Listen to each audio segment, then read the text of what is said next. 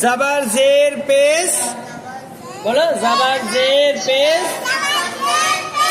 এটা কি?